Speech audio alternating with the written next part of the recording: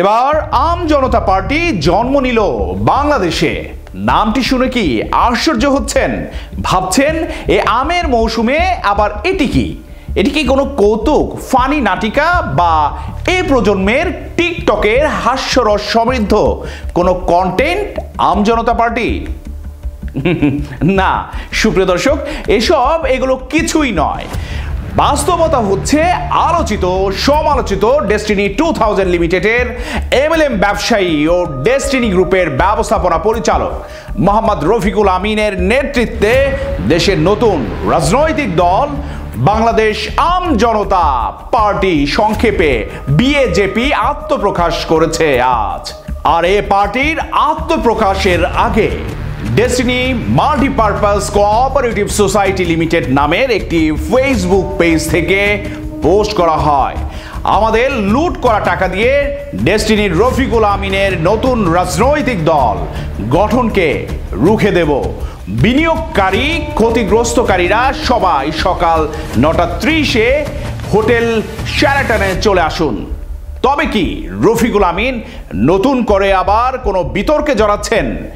12 বছর জেলে থাকার সময় রফিকুল আমিনকে সরল বিশ্বাসে অনেকেই বাড়িঘর বিক্রি করে পর্যন্ত ডেস্টিনি গ্রুপকে বাঁচাতে বিপদকালীন সময়ে ফিনান্সিয়াল সাপোর্ট দেবার প্রতিদান স্বরূপ আম জনতা নামক রাজনৈতিক পার্টি করে সেই সব ডিস্ট্রিবিউটরদের উপহার দিচ্ছেন কি তিনি? হঠাৎ করে রাষ্ট্রনায়ক হবার স্বপ্নে বিভোর হয়ে 45 লাখ গ্রাহকের অর্থ লোপাট করবার নতুন ছক আঁকছেন কি রফিকুল আমিন? এসব নিয়ে নানা সব প্রশ্ন আর ধূম্রজাল সৃষ্টি হয়েছে তার কোম্পানির খোদ ডিস্ট্রিবিউটরদের মধ্যেই। যাই হোক, ডেস্টিনি গ্রুপের ব্যবস্থাপনা পরিচালক মোহাম্মদ রফিকুল আমিনের নেতৃত্বে রাজধানী ঢাকার একটি তারকামানের হোটেলে বাংলাদেশ আম জনতা পার্টি, সংক্ষেপে বিএজেপি নামের একটি নতুন রাজনৈতিক দলের জন্ম হলো আজ। দলটির আহ্বায়ক হয়েছেন ডক্টর মোহাম্মদ রফিকুল আমিন ও সদস্য সচিব হিসেবে দায়িত্ব গ্রহণ করেছেন ভিপি নূরের পার্টি থেকে অব্যাহতি নেয়া ফাতিমা তাসনিম।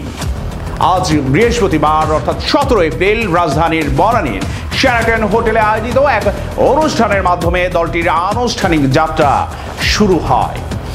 অনুষ্ঠানের শুরুতে পবিত্র কোরআন তিলাওয়াত ও জাতীয় সঙ্গীত পরিবেশনের মধ্য দিয়ে কর্মসূচি শুরু হয়। পরে শুভেচ্ছা বক্তব্যে রফিকুল আমিন দলটির নাম ঘোষণা করেন এবং ভবিষ্যৎ লক্ষ্য ও দৃষ্টিভঙ্গি তুলে ধরেন। বাংলাদেশের জনগণের ন্যায্য অধিকার, আইনের শাসন প্রতিষ্ঠা এবং গণমাধ্যমের স্বাধীনতা বা মত প্রকাশের পূর্ণ স্বাধীনতাকে প্রাধান্য দিয়ে আত্মপ্রকাশ করেছে এ দলটি।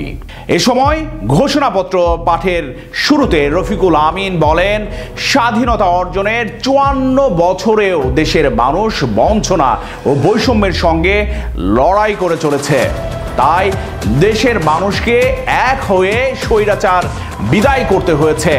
মানুষের মৌলিক অধিকার বাস্তবায়ন ও রাজনৈতিক অধিকার প্রতিষ্ঠার লড়াইয়ে অগ্রণী ভূমিকা রাখতে চায় বাংলাদেশ আম জনতা পার্টি।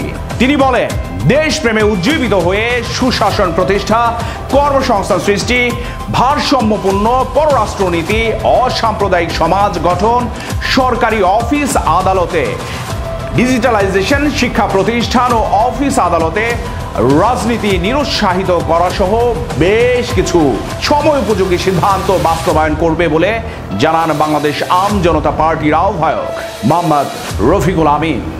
দলটির সদস্য সচিব ফাতিমা তাসনিম স্বাগত বক্তব্যে বলেন, রাজনৈতিক সচেতনতা না থাকলে দেশে আবার স্বৈর সরকার বা স্বৈর শাসক গঠন হতে পারে।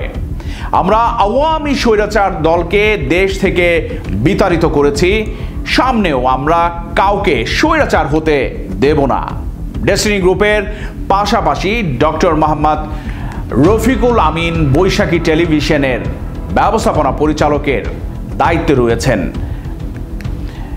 ডেস্টিনির এই ব্যবস্থাপনা পরিচালক বা দৈনিক ডেস্টিনির সম্পাদক হিসেবে তিনি যে দায়িত্ব পালন করছেন, এটিও এই তার দায়িত্বের মধ্যে রাজনৈতিক অঙ্গনে একটি বেশ বড় ধরনের কার্যকরী ভূমিকা রাখবে বলেও কিন্তু মোহাম্মদ রফিকুল আমিন সহ ডেস্টিনি গ্রুপের অন্যান্য ডিস্ট্রিবিউটররা মনে করছেন। এবং অর্থ পাচার ও ডেস্টিনি ট্রি প্ল্যান্টেশন প্রকল্প নিয়ে দুর্নীতি দমন কমিশনের অর্থাৎ দুদকের দায়ের করা দুটি মামলায় দীর্ঘদিন অর্থাৎ প্রায় 12 বছর কারাভোগ করেন এই রফিকুল আমিন।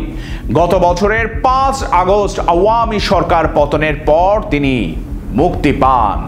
অন্যদিকে সদ্য সদস্য সচিব দায়িত্বপ্রাপ্ত ফাতিমা তাসনিম চলতি সপ্তাহের অর্থাৎ রোববারে গণ অধিকার পরিষদের উচ্চতর পরিষদের সদস্য পদ থেকে পদত্যাগ করেন। এরপর আজ আনুষ্ঠানিকভাবে রফিকুল আমিনের বাংলাদেশ আওয়াম জনতা পার্টিতে যোগ দিয়ে সদস্য সচিবের দায়িত্বভার গ্রহণ করেন। অনুষ্ঠানে 297 সদস্য বিশিষ্ট আহ্বায়ক কমিটি ঘোষণা করা হয়।